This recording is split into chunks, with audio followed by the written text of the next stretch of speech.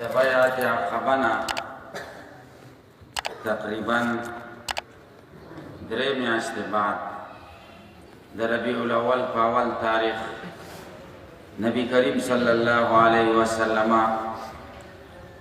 د مکې مکرمې نه د هجرت په نیت مدینه منورې ته ووتو.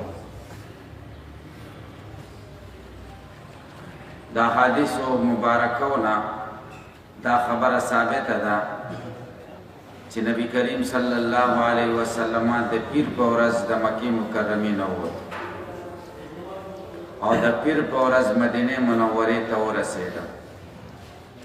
لیکن محمد ابن موسی خوارزمی رحمه الله وی چې نبی کریم صلی الله علیه وسلم د زیارت په ورځ د مکې مکرمې نه وتلی.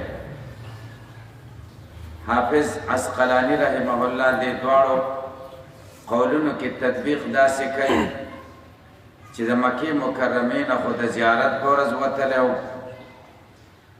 3 ورځې غار ثور کې تېرې کړې وې، بیا د پیر په ورځ د غار ثور نه مدینې منورې ته روان شو. اسماء بنت ابي بکر رضی الله عنها فرمایي چې دوی کله روان شو قریشو ته پته ولګېده چې نبی کریم صلی الله علیه وسلم ووتو. څه خلک زمون کور ته راغله چې په هغې کې ابو جهل هم و او ما نه تپوس وکړی نابوک پلار دې چلته دی؟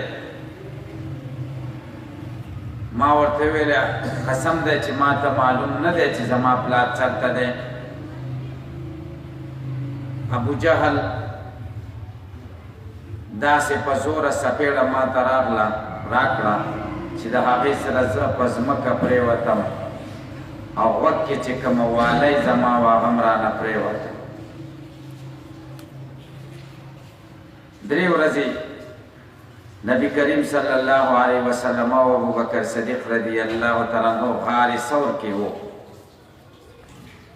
عبدالله ابن ابي بکر د ټوله ورځ مکه مکرمه کې اورېده د مشرکانو خبرونه به معلومول چې شپه به شوه نو لاړ به شو او هغوی ته به د مکې مکرمې دا حالات بیان کړه. سهار به چې شو نو د هغې ځای نه به راووتو د غار نه کور ته به راغی. عامر ابن فهیره چې د ابوبکر صدیق رضی الله تعالی عنہ آزاد شوی غلام هغه به ماسخوتن تیاره کې چیلۍ کومې به چې ټوله ورځ سرولې دا به د شپې په موقع غار ته ورنږدې کړې، هغوی به د دې چیلۍ د پیو نه استفاده کوله. عبدالله ابن اریقط دوعلي چې د رهبرۍ دپاره په اجرت مقرر کړی و په مزدورۍ چې زمونږ ته به لاره برابرۍ،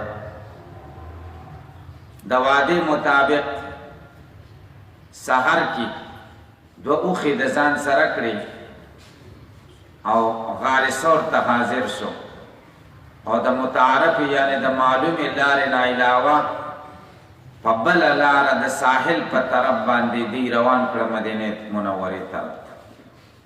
په یوه اوښه نبی کریم صلی الله علیه وسلم کېناست، په دویمه اوښه ابوبکر صدیق رضی الله تعالی عنہ ورسره خپل آزاد شوی غلام عامر ابن فهیره دا د خدمت دپاره ځان سره ملګری کړی او د رهبرۍ دپاره چې کوم کس په اجرت نیولی و دا په خپله اوښه کېناست.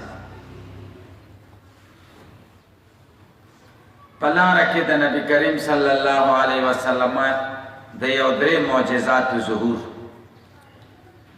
یوه دا چې غار ثور نه کله ووتل د مدینې منورې په لاره روان شول، لاره کې د ام معبد خیمه مخې له راله.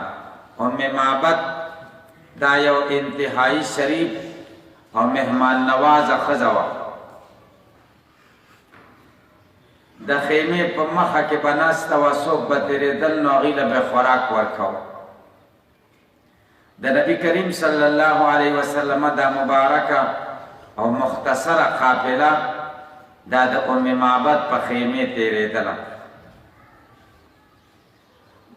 د دې نه تپوس وکړه که څه غوښه یا کجوري وي در سره چې په موږ یې راخرڅې کړي. هغې سره دې وخت کې هېڅ هم نه و. د نبي کریم صلی الله علیه وسلم نظر د خیمې په یوه څنډه کې په یوه چیلۍ پرېوتو چې ډېره کمزورې او خواره وه. نبی کریم صلی الله علیه وسلم تپوس وکړه د ام معبد نه دا چیلۍ دلته څنګه ولاړه ده؟ وایي نورې غره له تللي سرېدو ته او دا ډېره کمزورې ده نشي تللی نو دا مې پرېښې ده. وایي پی ورکوي وایي نه دا خو وچه ده. نبی کریم صلی الله علیه وسلم ورته وفرمایل ما ته اجازت دی چې دا پی دا چیلۍ راولوسم. ام معبد ورته وویلې که په دې کې پی وی نو تا به اوس لیدلی وی چې موږ به رالوسلې وه او پی به په دې کور کې وی. نبی کریم صلی الله علیه وسلم بسم الله وویلې او د هغې په تیونو یې لاس کېښوده نو دومره پی ته جاري شوي چې لوښی ډک شي. دومره لوښی ډک شه چې لسته کسان پې مړېدل. اول نبی کریم صلی الله علیه وسلم ام معبد ته پی ورکړې تر دې پورې چې د ام معبد پوره کار وشو. بیا خپلو ملګرو له پی ورکړې او اخره کې په خپله پی وڅکلې. د نبی کریم صلی الله علیه وسلم دا معجزه چې ام معبد ولیدله نو فوراً یې ترې تپوس وکړه چې ته څوک یې؟ وایي زه د الله نبي او رسول یم او دا دعوت مې راوړی چې کلمه ووایې د توحید څوک دنیا او آخرت کې به کامیاب. ام معبد ورته وایي ما ته دا کلمه ووایه. فوراً مسلمانه شوه. د نبی کریم صلی الله علیه وسلم قافله د ام معبد د خیمې نه د مدینې منورې په طرف روانه شوه. د ام معبد خاوند راغی. هغې تپوس وکړو چې دا کور خو ډېر خوشبویه او ښایسته ښکاري دا څه وجه ده؟ نو دې بیبي ورته ټوله واقعه بیان کړه. د نبی کریم صلی الله علیه وسلم مبارکه حلیه یې ورته بیان کړه او جمال او هیبت. ابو معبد ویلې قسم دی چې دا مقه د قریشو سړی دی چې کوم قریشو کې د پیغمبرۍ دعوه کړې ده. بل طرف ته مکه مکرمه کې غیبي اوازونه کېدل، اشعار به ویل کېدل جزا الله رب الناس خیر جزائه رفیقین حلا خیمتی ام معبدی. داسې اشعار به اورېدل کېدل. نو د نبی کریم صلی الله علیه وسلم تالاش د مکې قریشو تیز کړ. د نبی کریم صلی الله علیه وسلم او د ابوبکر د نیولو او د وجلو دپاره سل اوښان متعین کړه چې چا رسول الله صلی الله علیه وسلم یا ابوبکر وواژه نو سل اوښان به ورکو. دې کې د نبی کریم صلی الله علیه وسلم د دویمې معجزې ظهور او قصه د سراقه ابن مالک. قریشو چې کله دا خبره خوره کړه چې نبی کریم صلی الله علیه وسلم یا ابوبکر صدیق چې چا وواژه یا یې گرفتار کړه نو هغې دپاره به سل اوښان ورکول کېږي. سراقه ابن مالک ابن جوشم وی چې زه دې مجلس کې ناست وم او یو سړي راته دا خبره بیان کړه پټه غوندې چې د ساحل په لاره یو درې کسان څلور روان وو. زه پوه شوم چې دا محمد صلی الله علیه وسلم. سراقه وایي زما زړه کې کلکه فیصله وکړه چې بلا شکه دا دي، خو زه زر روان شوم چې زه دا حال معلوم کړم او دا د سلو اوښانو انعام وګټم. چې ښه تیز روان شم په اس باندې هغې له ورنږدې شم. دې وخت کې ابوبکر صدیق رضی الله تعالی عنه زه ولیدم، ګبراو شو، عرض یې وکړو یا د خدای پیغمبره مونږ خو ګیر شو، دا سړی زمونږ تالاش کې او لټون کې راوتی. نبی کریم صلی الله علیه وسلم ورته لا تحزن ان الله معنا، مه غمجن کېږه، الله مونږ سره دی. نبی کریم صلی الله علیه وسلم دې وخت کې د سراقه دپاره بددعایي وکړه. دې وخت کې د سراقه دا اوښ د زنګونانو پورې ځمکه کې ښخ شو. سراقه نبی کریم صلی الله علیه وسلم ته وایي زما دپاره دعا وکړه، په خدای مې دې قسم چې زه د عهد کوم چې څوک ستا په لټون کې راوځي هغه به م دفع کوم او زه به م واپس کېږم. نبی کریم صلی الله علیه وسلم ورته دعا وکړه، اوښې د ځمکې نه راوچت شو، خپې را خلاصې شو او دا یقین شه د سراقه ابن مالک چې ده ته به خدای فتح ورکوي. او قریشو چې د ده د قتل باره کې د سلو خانو انعام ایښی دی، دین نبی کریم صلی الله علیه وسلم خبر او سراقه ابن مالک چې ځان سره د سفر توخه راخیستې وه دا نبی کریم صلی الله علیه وسلم ته حواله کړه، پیش یې کړه، خو نبی کریم صلی الله علیه وسلم دا هدیه د قبوله نه کړه. البته دا یې ورته ویل چې زمونږ حال چاته بیان نه کړي. سراقه ابن مالک د نبی کریم صلی الله علیه وسلم نه مطالبه وکړه چې ما ته دا امن عهد راکا لیکل چې که ته غالبه شې بیا به ما ته څه نه وایي. نبی کریم صلی الله علیه وسلم عامر ابن بحیره ته حکم وکړو د څرمنې په یوه ټوکړه یې ورته د معافۍ سند ولیکه چې دی ما معاف او دا اماننامه یې درته ورکړه چې څوک به راتلل مخې له د نبی کریم صلی الله علیه وسلم په تلاش کې نو ته به دا زه اوس راغلم هېڅ هم نشته ځئ واپس شئ، نو خلک به یې واپس کول.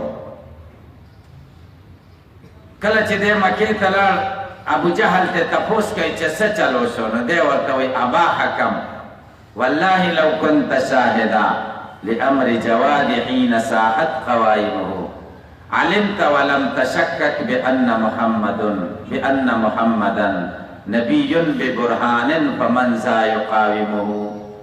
اے ابو حکمه قسم دی که تش ګواه وې هلته او زما د اس حالت دې لیدلی وې چې کله یې خپې په ځمکه کې ښخې شوې، نو ته به پوه شوې وې، شک به دې نه وی کړی چې محمد پیغمبر دی، په دلیل سره د ده مقابله څوک کولی شي.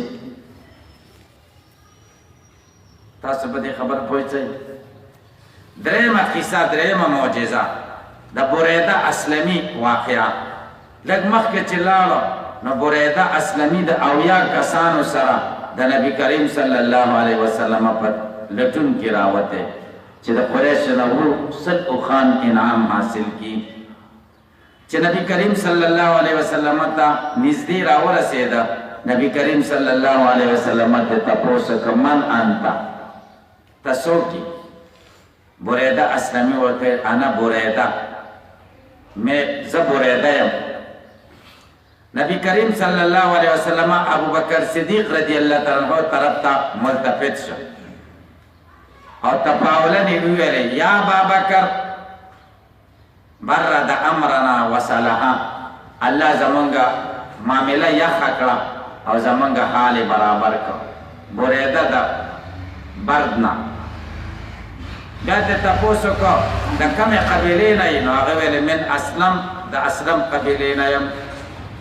نبی کریم صلی الله علیه وسلم ابو بکر ته متوجه شو، وایي سالم نه بس مونږ بچ شو.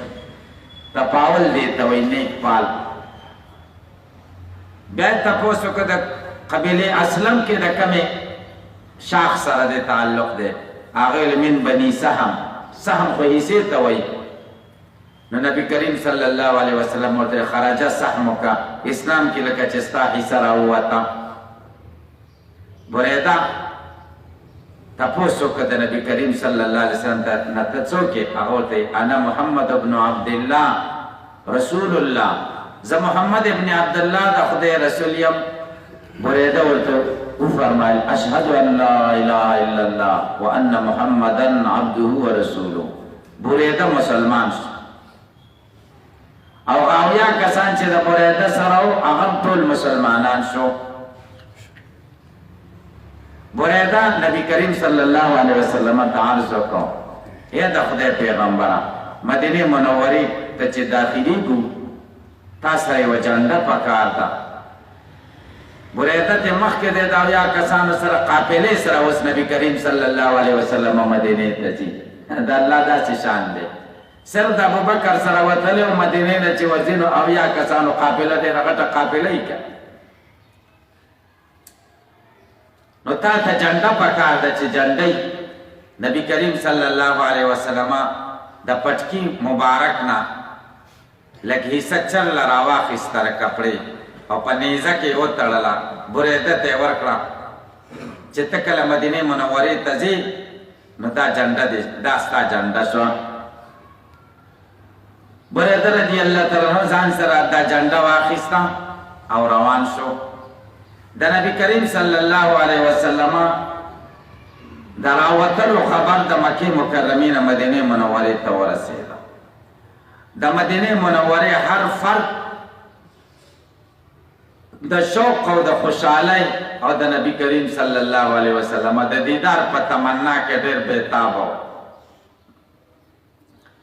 سار به د کور نه راووتل د مکې نه چې مدینې ته کومه لار راغلې ده کنډه و هغې کې به راغلو غرمې به چې نور ختیځ شه نو واپس به شو. د روزانه به دا معمول و. د نبی کریم صلی الله علیه وسلم د راتلو انتظار او استقبال یې کو. یو ځل یې دقه شان چل وشو، غرمه شوه، نور ګرم کړه، واپس لاړل چې نن راونه رسېد. په دې وخت کې نبی کریم صلی الله علیه وسلم مدینه منورې ته تشریف آوري وکړه او راورسېد. یو یهودي په دې کنډو کې ولاړو او د انصارو د مدینې ته آوازونه وکړو یا بني قیلا هذا جدکم، ای بني قیلو ستاسو د خوش نصیبۍ سبب راغی او ستاسو بخت بیدار شه مبارکم شه. نبی کریم صلی الله علیه وسلم راورسېده او بیا انصارو د نبی کریم صلی الله علیه وسلم څنګه استقبال وکړو او څنګه ورسره مخامخ شو. نبی کریم صلی الله